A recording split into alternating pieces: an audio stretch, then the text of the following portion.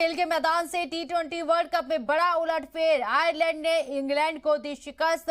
Duckworth Lewis कानून से जीता मैच। आयरलैंड ने इंग्लैंड को 5 रनों से हराया। बारिश से मुतासिर मैच में आयरलैंड की जीत हुई है। ये बड़ी खबर आपको बता रही है। ये बड़ी जीत है, बड़ा उलटफेर है। आयरलैंड ने इंग्लैंड को शिकस्त दे दी है। डकवर्थ लुईस कानून से मैच जीता है। आयरलैंड ने इंग्लैंड को 5 रनों से हराया। बारिश से मुतासिर मैच में आयरलैंड की ये शानदार जीत। टी20 वर्ल्ड कप में बड़ा उलटफेर होता नजर आया। बारिश की वजह से आयरलैंड ने इंग्लैंड को शिकस्त दी है। डकवर्थ लुईस कानून से मैच जीता है। आयरलैंड ने इंग्लैंड को 5 रनों से हराया।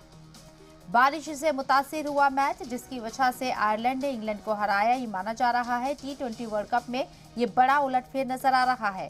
आयरलैंड ने इंग्लैंड को शिकस्त देती है। इंग्लैंड बहुत मजबूत टीम नजर आ रही थी, लेकिन यहाँ जिस तरीके से आयरलैंड ने इंग्लैंड को 5 रनों से हराया है, बारिश से मुतासिर मैच में आयरलैंड की जीत हुई है, ये माना जा रहा है।